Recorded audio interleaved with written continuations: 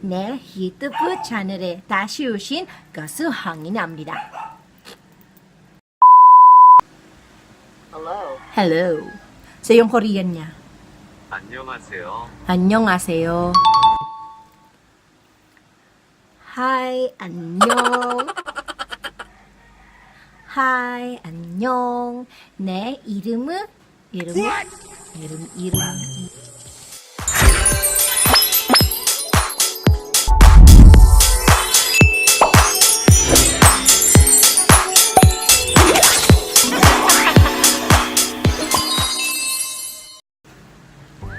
Hi, 안녕.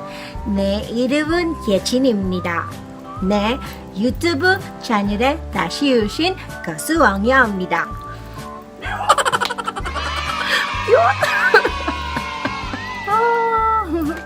So, ayun na nga guys, Princess Lyza Salem aka yung Constipated. Kaya wag po ko sana kayong ma-confused kung sino po itong nasa harapan nyo dahil hindi po si Yang Constantino ang nasa harapan ninyo ngayon, kundi ako lang po talaga to.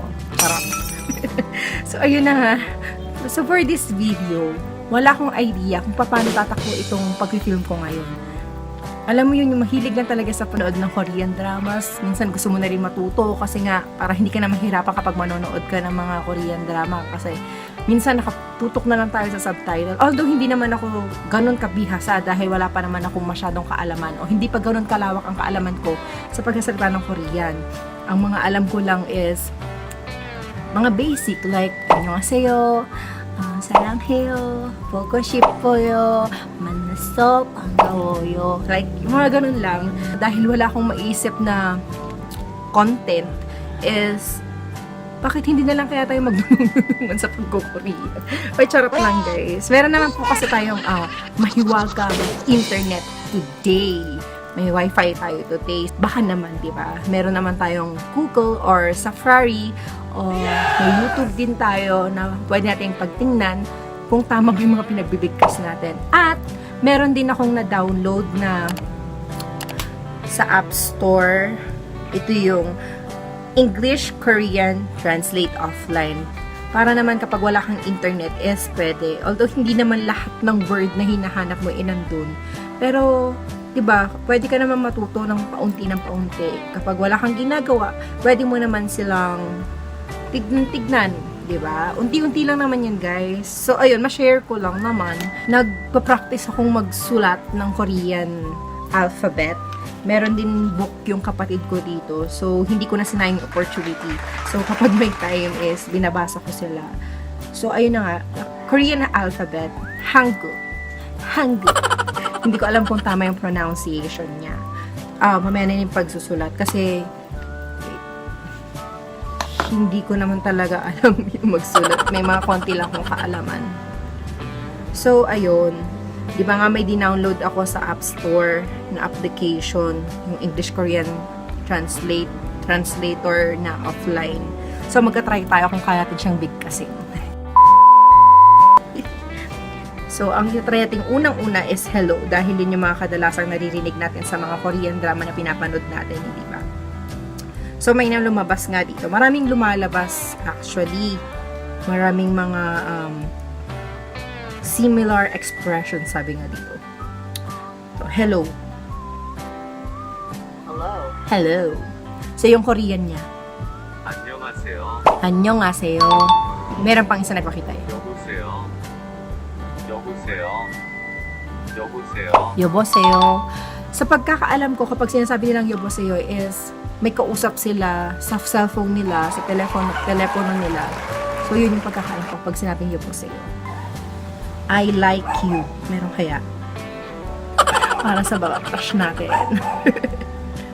I like you. Oh,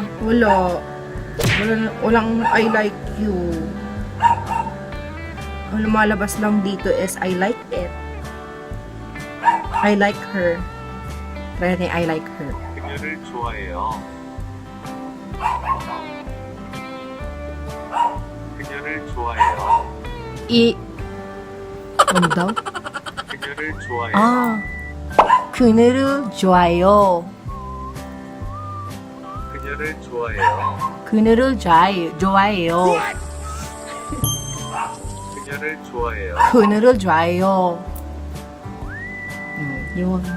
O kapag may crush ka, pag crush mo yung babae, sabihin mo yun, 그녀를 좋아해요.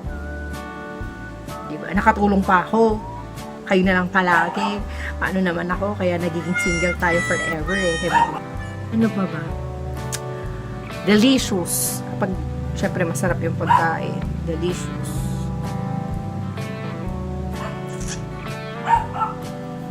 May nagpakita, it's delicious. Diba? Itatry ko siyang basahin na hindi ko pa pinakikinggan kung ano yung tamang pronunciation niya. So, ayan, it's delicious. Delicious. Sabi dito, 맛있어요.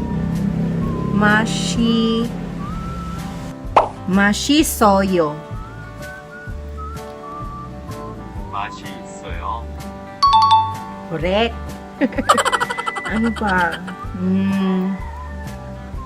Have a nice day. Walang nagpakita. Walang sinasabing have a nice day. Yung mga similar lang na nagpapakita dito is you have a very nice car, I have a cold, I have a dream, I have a headache. Yung next, you're very nice. So, babasahin ko na lang muna siya. Tingnan natin kung tama. You're very nice.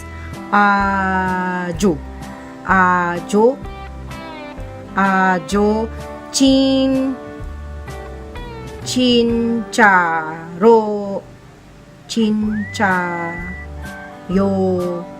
seyo. Sulat ko para hindi tayo mag-confuse. Ayan. You're very nice. Sulat ko siya para hindi natin makalimutan. Minsan kasi nakakalimutan ko. You're very nice. Sabi dito.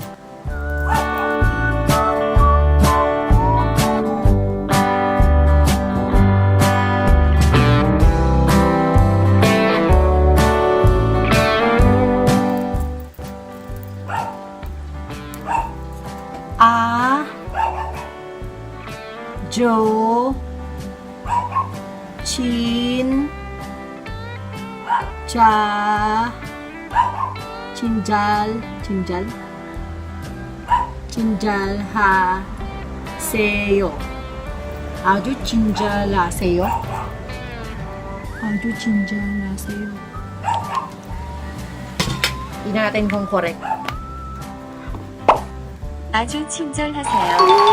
Perfect! Carry!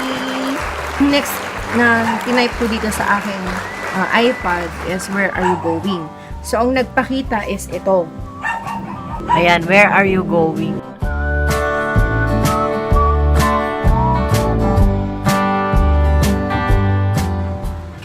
Ya.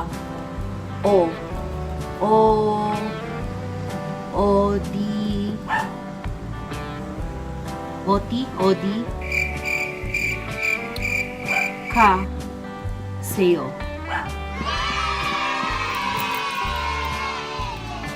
어디 가세요? 어디 가세요?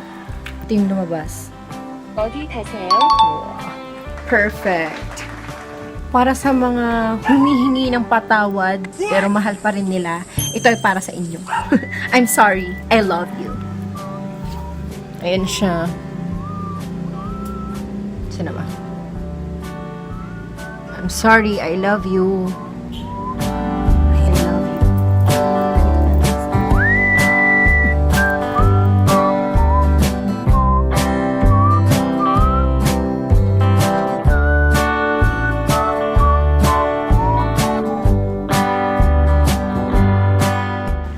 미안하다 사랑한다. 미안하다 사랑한다. 미안하다 사랑한다. 미안하다 사랑한다. 미안하다 사랑한다. Hindi ko alam. May nagsabi sa'yo ng I love you. Pag may nagsabi sa'yo ng sarangheyo, syempre sabihin mo I love you too. So ito. 사랑해요. 나도 사랑해요. 사랑해요. 해요 나도. Guys, yun yung mga ilan-ilan na lumalabas dito. Konti lang yung nilagay ko. So, ngayon, tuturuan ko kayo po. Feeling professional. Papakita ko lang sa inyo yung mga kaunting kaalaman ko sa Korean alphabet.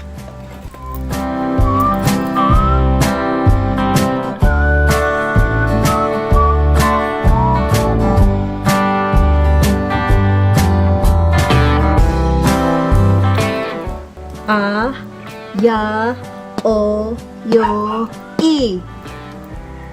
A, ya, o, yo, o. Yan yung right vowels. So, yung below vowels is, ito yung below vowels. Actually, parang ganito rin siya sa right vowel, pero pahiga siya. O, yo, u, u, Susunod na yung surat natin ay yung combined double vowels.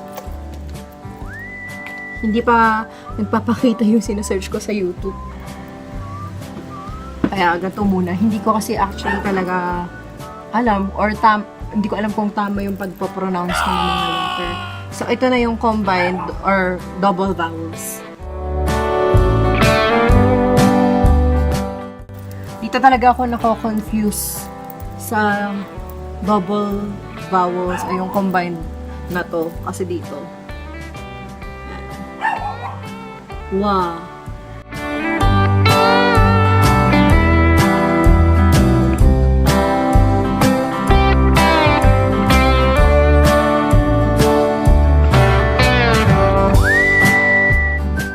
Ako naka-confused kung paano nangyari. Yan. Pasensya na guys sa kung paano ko ako magsulat ha. So, ang next ay yung mga consonant. Merong 14 consonant at meron tayong 5 double twin consonant. 5 right vowels, 5 below vowels, tapos 1, 2, 3, 4, 5, 6, 7, 11 combined or double vowels. Ito, 14 consonant. 14 consonant. K or G. Mali, N pala. K. Mali, N pala yun. Sorry guys. N, M. Silent or NG. Silent. NG.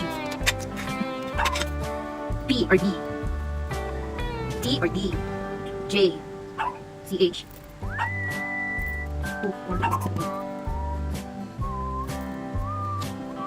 L or R, L or R, S, 1, 2, 3, 4, 5, 6, 8, 9, 10. So, may mga nang ulit dyan. Ay, 10. KH, PH, TH, H. Diyan muna tayo.